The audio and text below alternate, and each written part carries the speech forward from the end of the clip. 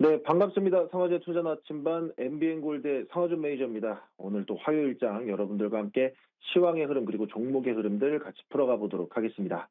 자, 일단 현 시점 시장의 흐름, 어제와는 또 다른 흐름이 좀 일부 나와주고 있습니다. 어제는 코스닥 시장이 비교적 강했는데 오늘은 코스피 시장이 비교적 강하죠. 물론 뭐 현 시점 기준으로는 코스닥 시장의 그 흐름들을 또 일부 따라와 주면서 양전한 흐름까지 나와주고 있다 보니까 코스피 코스닥 시장의 흐름들이 비교적 좀 안정적인 흐름들이 계속 유지가 되고 있다는 점 보시면 좋을 것 같습니다. 그러면 결과적으로 이런 흐름들이 언제까지, 그리고 또 얼마나 이어질 수 있느냐, 또 전망에 대한 흐름들도 같이 풀어드리자라고 말씀을 좀 드리면요.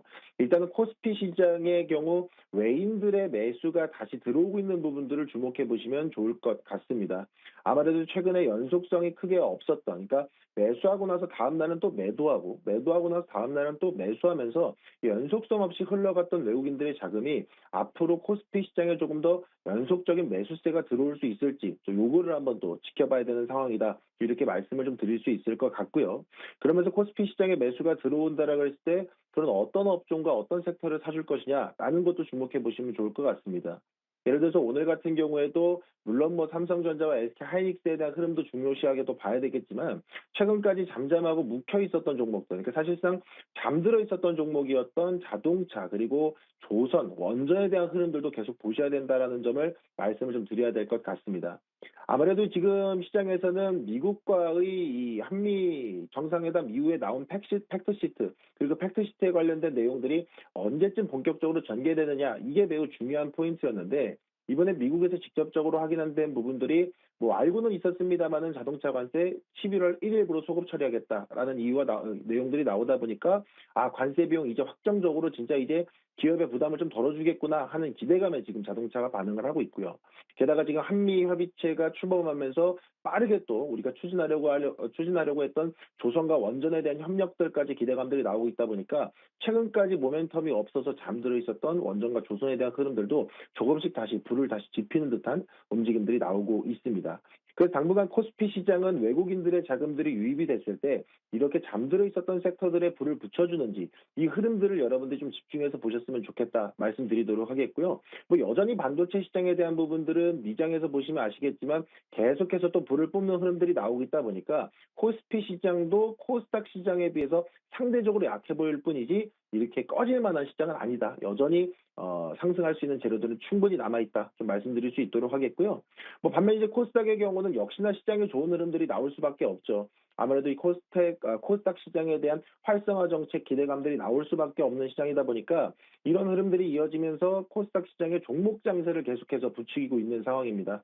뭐 오늘 같은 경우에도 뭐 보스턴 다이내믹스와 로보티즈에 대한 협업 관계 소식에 관련 종목들이 좀 반응을 하는 흐름들이 좀 있었고요.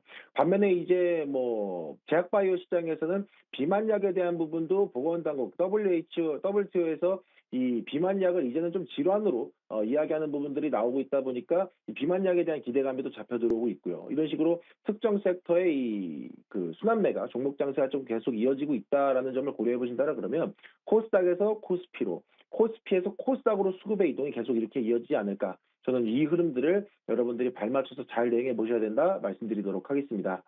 자, 그러면 이런 시장 속에서 한 가지 섹터를 좀 설명을 드리고자 하는데요. 제가 항상 여러분들에게 자동차 시장에 대한 흐름들을 주목해 보셔라라고 말씀을 자주 드렸었습니다. 오늘도 아시겠지만 자동차 시장에 대한 흐름들이 아주 또 양호하게 잘 나와주고 있는데 그럼 이 자동차 시장에 대한 흐름들을 좀 더 중장기적으로 길게 봐도 될까? 저는 충분하다 말씀드리도록 하겠습니다. 사실 아무래도 자동차 산업은 예전처럼 그냥 이 경기 민감주로서의 흐름이 나오기보다는 이제는 어떠한 시장의 악재가 있어도 버티는 섹터다라는 이야기를 해드릴 필요도 있을 것 같습니다. 오늘 자동차 관련된 종목들이 반응하는 이유, 첫 번째는 당연히 관세에 대한 이슈겠죠. 물론 이 재료는 우리가 다 알고 있었습니다. 하지만 언제부터 본격화될 것인가, 실제 관세 비용이 언제 소급 처리될 것인가, 그에 대한 시기를 기다리고 있었는데 그 내용이 나오자마자 자동차 관련 종목들이 더 크게 반응하는 모습들이 나오고 있다 보니까 이제 자동차 산업에 있어서의 리스크 일단 떼놓고 가도 좋지 않을까라는 생각이 좀 드는 상황입니다. 아무래도 이게 25%에 대한 관세 부담은 심리적으로라도 부담이었기 때문에 물론 15%에서 12.5%까지 인하돼도 좋았겠지만 일단 15%에 안도하는 시장의 흐름이다 말씀드리겠고요. 무엇보다 또 중요한 건 이렇게 관세에 대한 우려가 있음에도 불구하고 수출 데이터가 너무나도 좋았습니다. 11월 수출 데이터 역시 반도체와 자동차가 쌍끌이로 끌어당기는 모습이 나왔다 보니까 이런 수출 데이터가 실적으로 또 기반이 된다라 그러면 역시나 자동차 산업 꾸준히 우상향할 수 있는 기준을 잘 만들어가고 있다. 좀 이렇게 보시면 좋을 것 같고요. 그리고 또 세 번째로는 자동차 산업은 이제 단순히 완성차로만 볼 게 아니고 로봇과의 연계 가능성도 계속 부각이 되고 있는 상황이죠. 그래서 최근에도 자동차 부품 산업들이 일부 좀 주가가 반등이 나오면서 좋은 흐름들이 나왔는데 이게 단순히 자동차 부품주에 대한 사이클뿐만 아니고 로봇과의 산업 연계 가능성까지도 열어놓고 있다 보니까 이 재료까지 한번 같이 심어보시면 좋을 것 같습니다. 그래서 자동차 산업 같은 경우에는 중장기적으로도 매우 유효한 산업이기 때문에 계속 여러분들이 관련주들을 팔로우 하시면서 종목들에 대한 수익들 가득 챙겨보시면 좋겠다 말씀드리도록 하겠습니다. 자, 그럼 한 종목 리뷰하고요. 여러분들 추천주까지도 한 종목 풀어드리도록 하겠습니다.